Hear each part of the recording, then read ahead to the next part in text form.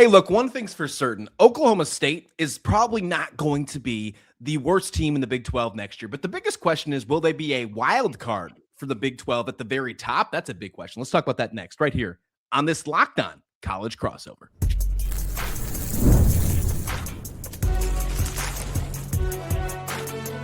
You are Locked On College Crossover, part of the Locked On Podcast Network. Your team every day. Yes, welcome on into this Locked On College Crossover between Locked On Oklahoma State and Locked On Kansas State. Christian Rauh, Cody Stovall here to break it down. And look, the biggest thing, let's go right at it. Let's attack this one, Cody, from the very beginning. Oklahoma State at the very bottom of the Big 12 for the last 2 years. They've been the laughingstock. Let's just be real. Let's keep it real. But I think they are going to be one of the biggest wild cards in not just the conference, but all of college football in 2026. What says you?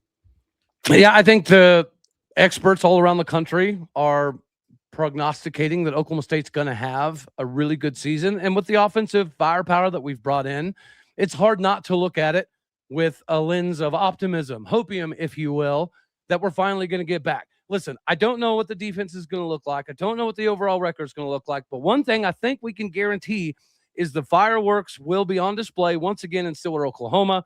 There will be a need to put up 45 points a game. And the fact that we can actually possibly get close to that is what has everybody exciting. I mean, we haven't had a Heisman candidate at quarterback since Mason Rudolph. We haven't had, somebody that could potentially rush for 1,500, 2,000 yards since Ollie Gordon. And that is a calling card for Oklahoma State.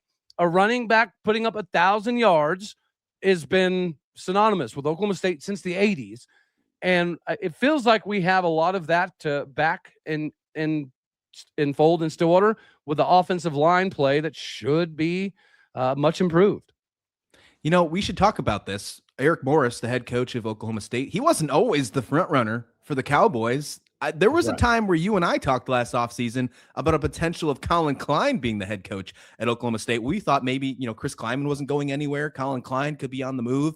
It seemed like almost that maybe that type of rumor helped Kansas State make a decision for getting Colin Klein as well. So there's more ties in this as we are talking right now.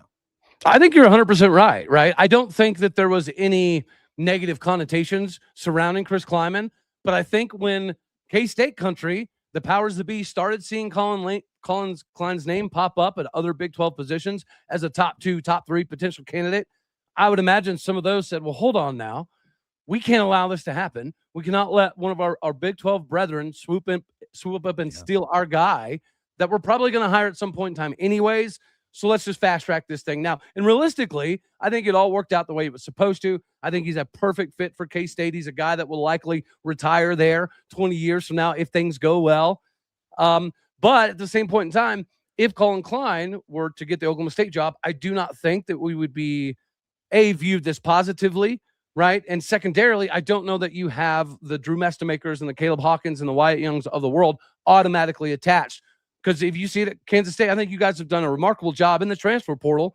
A little too close to home for me personally. But nonetheless, I think this star power that Eric Morris has brought over wouldn't have exactly been the same with Colin Klein to Stillwater. I think he has that ability to get those guys to Manhattan because it's such a familiar relationship. Yeah, Colin Klein brought some players in the portal for sure. We're going to get to that later on in this episode because a lot of them coming from Stillwater. I want to get your take on that one. But one thing he didn't do is get some from his former place of employment. He only brought in one player, Isaiah Williams from Texas A&M. On the flip side, Eric Morris has built that identity kind of going from North Texas to Oklahoma State. I've seen the logos. I've seen the funny logos of the green and the orange together, the North Texas, the Oklahoma State. It's funny. It's very funny. But the biggest question is you're going from dare I say, a very successful G5 program in North Texas last year. All those players going to Oklahoma State, which was a below average Big 12 team last year. The last 2 years, it's been below average. Can they make that jump? And is that jump going to be enough to be competitive in the Big 12 this next season? I certainly think so. We got some offensive linemen that decided to come back. And then we were able to get some of the heavy hitters from North Texas on the offensive line. Then you go out and get somebody like Ashton Aleppo, 6'7", 320-pounder out of Michigan State. And then you get Jacob Sexton, 6'6", 330-pounder out of OU. I think we did a really good job shoring up the offensive line to go alongside the returners like Jacoby Sanders and Caleb Hackelman and Louis Canepa.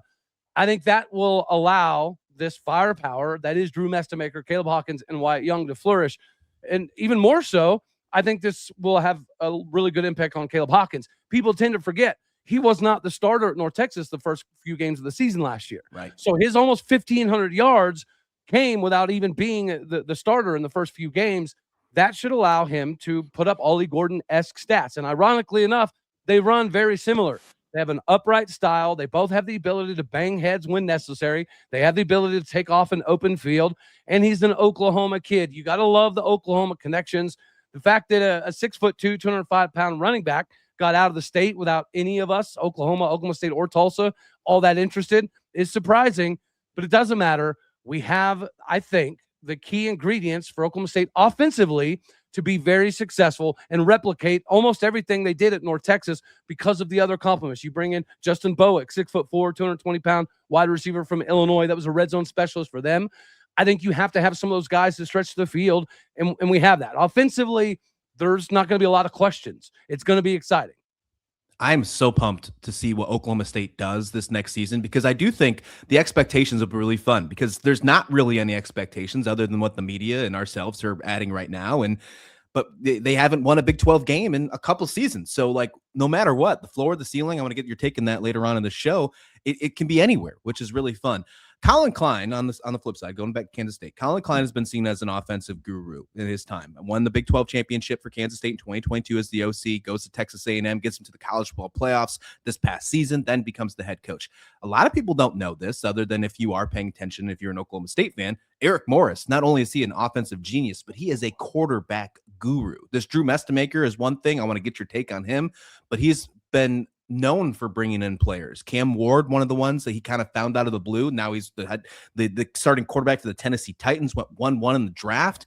Yeah. Drew Mestemaker is one of those guys that many people didn't know about, let alone in college football, let alone in high school. And he brings this guy in. Tell me about him. Why is he going to be maybe a potential X factor in the Big 12 in his first year in the conference? Well, I think you nailed it. Eric Morris is a little bit of a quarterback whisperer. Everyone knows about Cam Ward. People don't really realize that he's the guy who recruited John Mateer. He's also the guy that immediately upon arriving at Washington State, he told Mike Leach, hey, there's this guy down in Lubbock. His name's Baker Mayfield. They're not going to give him a scholarship. We need to. Somebody's going to give Baker Mayfield a scholarship, and we need to be that team. Mike Leach did not listen for whatever reason, but then you talk about Drew Mestemaker, who didn't even start in high school, 3 years as a backup. This is where Jeff Christensen comes in. So, yes, there's an affinity that Eric Morris has, even going back to working with somebody like a Patty Mahomes. But Jeff Christensen is the quarterback guru that has produced all of those individuals we've already talked about, getting to that NFL level. On top of that, he's worked with guys like Tom Brady as well. He was the one in the offseason telling Eric Morris, hey, I got this kid. You got to come check him out. And Eric Morris says, okay, cool. What high school does he play for? Well, that's the thing. He doesn't play. I mean, he's on the team, but he doesn't get to start. And Eric Morris was like, well, why would I go look at a kid that can't even start in high school? But you know what?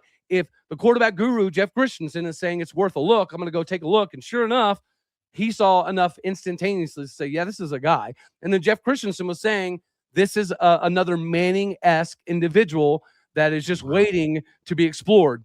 And Eric Morris not only got him, but he was able to keep him coming to Oklahoma State, because you know good and daggone well, when you have a first-round rejected quarterback, every school in the SEC is going to want him. Every school in the Big Ten is going to want him. And Oklahoma State, while we've increased our NIL significantly, very significantly, it's still not the same as Bama and Auburn and Florida. We don't have that kind of money. We never probably will.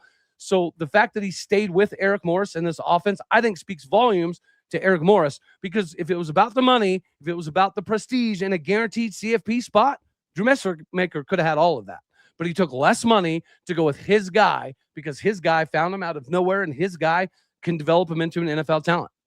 What makes him so good? What makes him a quarterback that is just going to succeed, not only at the G5 level, but someone that could be seen as maybe getting some upset wins inside the conference, something that Oklahoma State hasn't done in a few years now, Cody? Well, I know the common thing is to get the sexy quarterback that can run really fast too, like we had in Haas Haney. But Drew Mestemaker is not that guy. He is athletic enough. I would liken it to kind of like a Mendoza that we just watched at Indiana.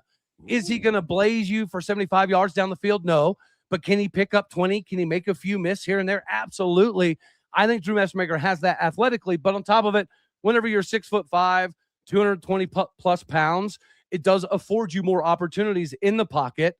And lastly, he has the ability to layer the ball. That was something that we haven't seen for a while at Oklahoma State. Spencer Sanders, remarkable athlete, pretty daggone good quarterback. His inability at times to layer the ball in between the safeties and the linebackers, those will cause a lot of turnovers.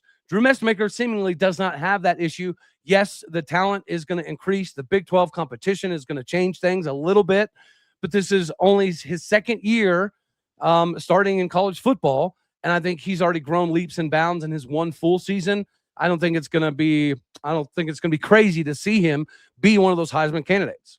And I don't think it's crazy to call Oklahoma State a wild card this season. I know other people are trying to do the same thing. I really don't think it's crazy after what we've seen from this transition, and the Big 12 is just going to be a wild ride for sure. One thing that's always been wild as well, is since we're talking wild, the wild, wild west of the transfer portal. And what is always crazy is when players leave but stick around and go to a different team in conference. That happened a lot between Oklahoma State and Kansas State. Let's talk about that next, right here on this Locked On College Crossover. Hey, but first, this episode of Locked On College Crossover between Locked On Oklahoma State and Locked On Kansas State is brought to you by TurboTax. Tax season doesn't have to take over your life. I promise you, it doesn't. And this year, TurboTax is making it easier than ever to just hand things off and move on with your day. With TurboTax Full Service, you can have your taxes done for you by a trusted local expert, start to finish, without the stress of guesswork. Instead of spending hours trying to figure out forms, you can meet with a local TurboTax expert in person or connect online. They handle everything. I'm talking from W-2s to self-employment forms and work to get you every deduction that you deserve. It's a huge time saver and gives you real peace of mind knowing an expert is handling it. And guess what? For a limited time, you can have your taxes done by a local TurboTax expert for just $150 all in. If a TurboTax expert didn't file for you last year, all you have to do is just file by February 28th. Take your taxes off your plate and get back to your life. Visit TurboTax.com/local to book your appointment today.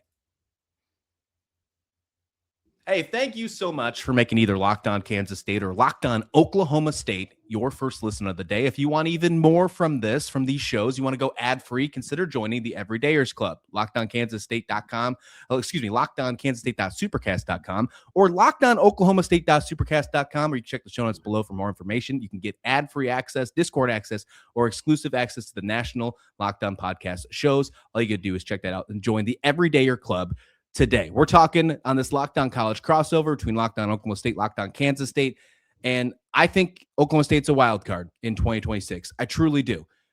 But if you're flipping over to Kansas State's side, there were a lot of players that left Oklahoma State last year. I think that's fair enough to say. Some of them came over to Kansas State. Actually, a decent amount came over to Kansas State. I want to get the offensive side on a different episode. You and me are going to meet again. We're going to talk offense in another day, but I want to focus on the defensive players that Kansas State came over, that got from Oklahoma State. Also, Kansas State got a defender as well, and going over to Stillwater. But let's talk about Wendell Gregory. I think that's the first person we got to talk about. A lot of people love Wendell Gregory. Surprised that he landed in Kansas State. People thought maybe he'd go to the SEC or Texas Tech. He'd follow the money. Instead, he follows a different path and goes to a spot where he will be the guy after all the portal leaves for Kansas State. Tell me about this guy, because he seems like an absolute stud. He is the second coming for us of Nick Martin, right? After Nick Martin leaves, it was a hole that we didn't think we'd be able to fill. Insert Wendell Gregory instantaneously not only fills that hole, but he provided the spark for us to be a competent defense at the latter half of the season. If you take Oklahoma State's year last year, the first half and the second half, they're two entirely different seasons. So I think it's more, apropos to look at Oklahoma State's second half of the season. And Wendell Gregory was the guy that every offensive team that we played isolated as a guy to take out of the game, right? Because the common consensus was if you can remove Wendell Gregory from the equation, you're going to have a decent amount of success. And more often than not, unfortunately, that was true. So he got his fair share of double teams. He got chipped quite a bit off of the line to prevent him from living in the backfield. And he still found a way to get there. He still found a way to wreak havoc and be an absolute problem. So, in this league, if you have somebody on the defensive side of the ball that takes an extra day of game planning just to kind of remove that guy from the equation, you've got a dude. Oklahoma State's problem last year, I think, is we had too much inner turmoil. We had too much fluctuation within the depth chart for us to get any cohesive continuity. So it was easy for offenses to take Wendell somewhat out of the game, and he still wreaked havoc. So, yeah, absolutely, him going to Kansas State is going to hurt the heart. It's going to absolutely stink to play him every year. But I also think that you guys can be appreciative because I was told that their agent, Wendell's agent, had some things going for Wendell. And for whatever reason, he made things complicated, and some of those other opportunities from other conferences kind of fell away. And I think you guys get to reap the benefits of his agent, perhaps thinking himself a little bit too hot to trot. Interesting. Yeah. That is something to keep in mind for sure. I mean, I know he seems very excited. At least he was on social media earlier in February. He came out and said something. He said, quote, "I can't wait to play my first game on September 5th with my brothers in Bill Snyder Stadium. Wildcat Nation, let's win a Big 12 championship." He's got high expectations for what. No. I'm not saying he's not excited. I'm just saying that from what I've gathered, his agent was doing some other stuff with places like Tech. And eventually Tech's like, you know what? We're done with this conversation. That's a whole different conversation when it comes to agents and stuff, man. It's such a the wild west. That is the perfect way to talk about how this portal is. It is structure. It needs to happen at some point. Who knows? One thing that I've talked about in the past about this transfer portal thing, there's obviously certain amount of programs just in our conference alone when it comes to, Texas Tech or BYU with their crumble cookies or whatever the case may be. They find a way to, bring in players with money. But at the end of the day, I think there's going to find a way to be some sort of structure in the portal. And when that structure comes, teams like, in my opinion, Kansas State, who are focusing on the relationship side, will come out the true winners. What do you think about that? Absolutely. And you guys got an absolute home run here. Wendell Gregory is a phenomenal athlete. He's going to do remarkable things. I think he isn't insanely excited. I think he kind of wanted to stay in the Big 12. So it seemed like Texas Tech and Kansas State were two of the better options. And at the end of the day, I think K-State country is going to love Wendell's agent if he becomes a first-team All-Big 12er. It doesn't matter why he didn't go to Tech or not. It's the fact that he loves being in Manhattan. And let's call a spade a spade. Manhattan and Stillwater are very, very comparable. Like, there's a ton of commonality. Not even just the campuses in and of themselves, but the way that the streets, the strip and things are designed, it's a lot like Stillwater. And I do think that is something that Wendell took into consideration. Listen, I could go to Lubbock. It could be fun. I could also go to Manhattan and be about my business and replicate something close to what happened in Stillwater with an added benefit of having more dudes on the defensive side of the ball. I don't think teams are going to be able to isolate Wendell Gregory whenever they play K-State this year, as they were able to do with Oklahoma State this previous year. And we had a guy like Jacobi Oliphant. Again, the latter half of the season, he came on more and more and more, but it was just he didn't get enough opportunities early. So Jacobi Oliphant's one of those dudes that, as an Oklahoma State fan, we definitely didn't want to see him go. I think we all recognize we probably weren't going to be able to afford Wendell Gregory, right? Mm-hmm. Let's just call a spade a spade. But I think that 90% of Cowboy country was very confident that Jacobi Oliphant was going to remain a Cowboy. And he was one of those guys that the latter half of the season, in the last handful of games or so, he did take a little bit of that isolation offensively away from Wendell Gregory. So it stinks that we lose him too, buddy. Thanks a lot. Yeah, well, I'm glad that they're both on our side because it sounds like they are a good tandem together. On November 7th in Manhattan, when these two teams play towards the end of the year, we're going to find out truly what Oklahoma State really is. We're going to find out truly what Kansas State really is. We're going to have – I like that we're playing towards the end of the season. Maybe not in the way for record. Honestly, I think I'd rather play you guys earlier before you guys have figured it out, maybe potentially. But I think getting the true test in the Big 12 between these two programs would be really fun as a football fan. Because of these two players, go ahead. Real quick, I'm going to give you something for your K-State country on Jacobi Oliphant. If you're looking for a comp, he was supposed to be the next Kendall Daniels at Oklahoma State. That is precisely what he was supposed to be. Wow. He was growing the same way as Kendall Daniels was early on as a freshman at Oklahoma State. I think with Kendall, we just overcomplicated things for him. He goes to OU, kind of revolutionizing his career because they went back to the simplicity method. But what we failed to do with Kendall Daniels was what we were supposed to rectify it with Jacobi Oliphant. We just never got to experience the benefits. But I promise you, the staff thought he would be the next Kendall Daniels in Stillwater for sure. So tell me, for fans on November 7th, is it going to feel a little bit more personal knowing that Wendell, Gregory, and Jacobi Oliphant are on Kansas State in that game? Obviously, there's a whole bunch of turnover. There's a lot of things that are happening. What will it feel more personal knowing there's a couple other former Cowboys on the other side? Well, I should be in attendance, so it will be extremely personal for me. But I think collectively, yes, Cowboy country. Maybe we expected to see Wendell leave, but it sucks to see your best player leave the program, no matter what happens. But I think a lot of us anticipated Oliphant would be back. I think all of us anticipated Rodney Fields would be back with unfinished business. I know we're going to save that. But yes, Oklahoma State country is very, very close to the Rodney Fields family, the entire situation. So that in and of itself sparks a lot of not necessarily animosity, but it does mean something. It's going to mean a little bit more. On the defensive side of the ball, yeah, we couldn't keep Wendell, but it stinks to lose Jacobi. So it is going to feel different. It's going to feel like a sibling rivalry, kind of like it's supposed to be, man. I love that. That's bringing back the new old school is something that Colin Klein wants to bring back, and bringing back those old kind of feeling rivalries to the Big 12. Bring that. I'm all about it for sure. One player that did go to Oklahoma State from Kansas State is Kenigel Thomas, cornerback.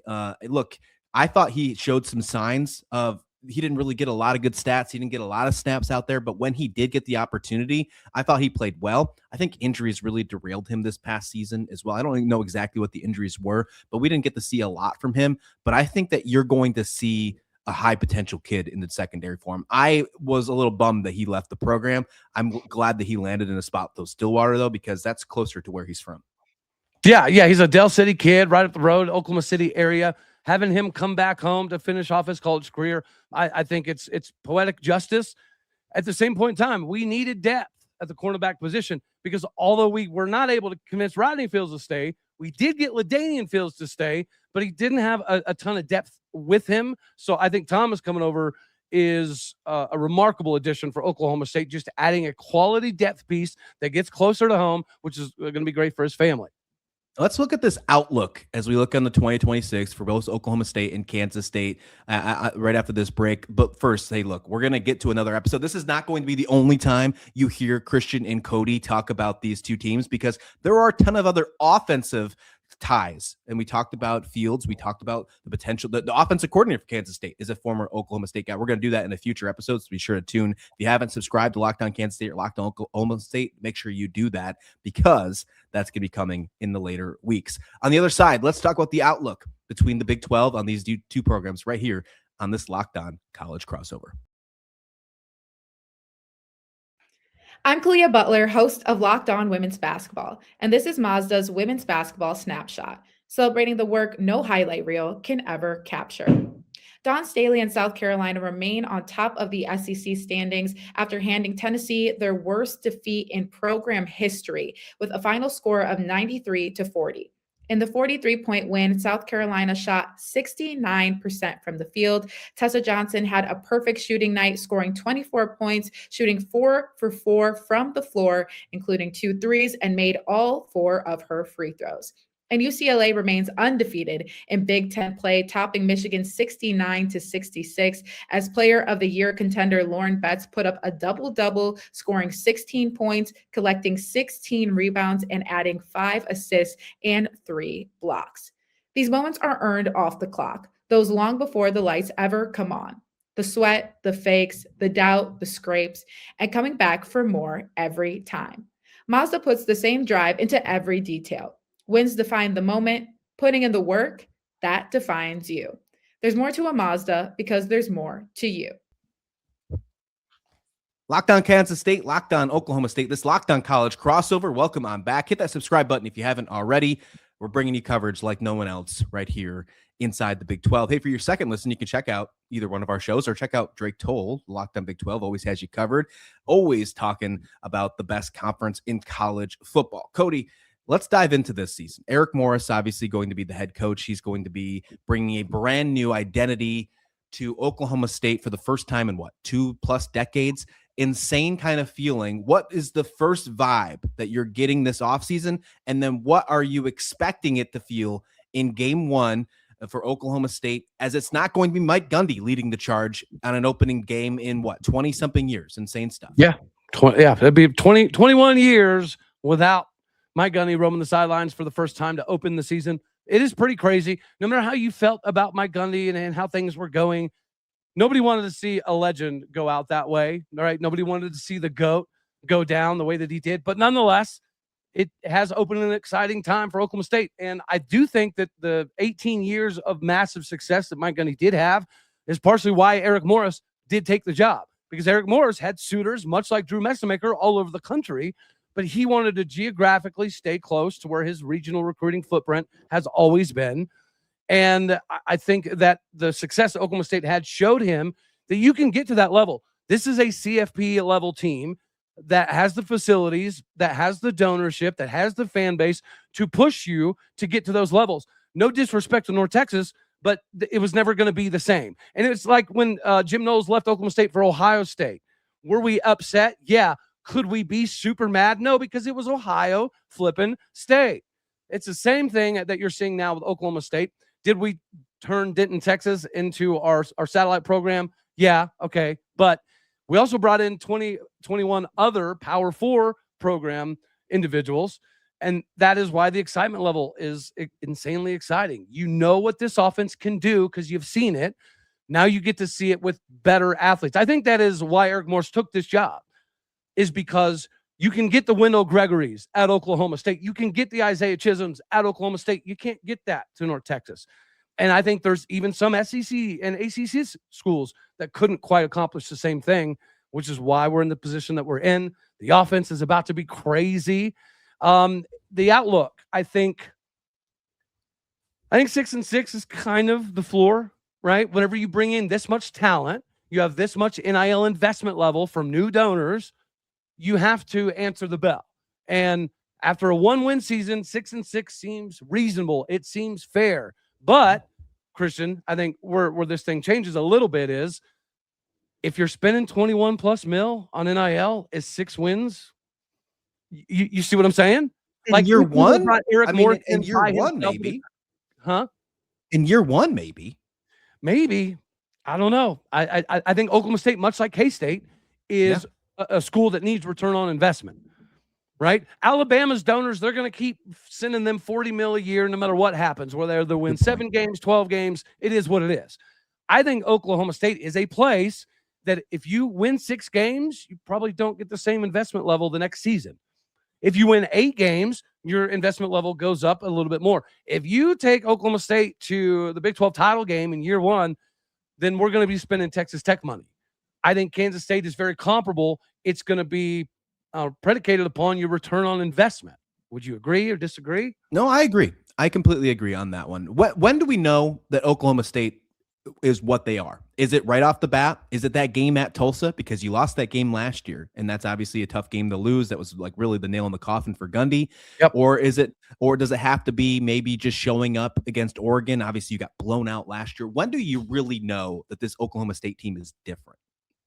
I think it'll be when we play West Virginia, because Oregon, they have Dante Moore. They have a lot of excellent dudes returning, but they're going to be a little bit different. Sure. As much offensive firepower as we know we're going to have, is it going to be a fluid process from a play calling perspective and all of the roster offensively, as a cohesive unit by week 2? Probably not. But West Virginia is the beginning of Big 12 play in Morgantown. That is a game that I think will set Oklahoma State up moving forward, right? So however we look in that West Virginia game, week 4 to begin Big 12 play, I think we'll kind of set the expectations on the season. Yeah. Could you imagine that you don't win a single Big 12 game in 2 years, and then your very first chance with Eric Morris, he takes care of business? I mean, that definitely would change the program vibe for sure. No doubt about Absolutely. that. Yeah. Cody, let's get on out of here. Where can everyone find you at Locked On Oklahoma State? That's it, man. Check out the show. Go find me at All Day O State on X. It's O State All Day on all the other social media platforms. Come check out the show and I like to have a good time and yell at a microphone. You going to make the NCAA tournament? We aren't, but are you? You're close. You're on the bubble. We should. You would bring up basketball after your Lady Wildcats hurt my heart so much last night. Much appreciated. Yeah, I do think that both Cowboys and Cowgirls are NCAA teams. The Cowboys got some work still yet to do. That was an embarrassing loss last night in Tempe. So now we're going to have to do something crazy. I love it. All right, folks. Thank you so much for listening to this Locked On College crossover. Make sure you hit this like. Make sure you hit subscribe. We'll see you back here next time on Locked On Kansas State or Locked On Oklahoma State. Atta babe.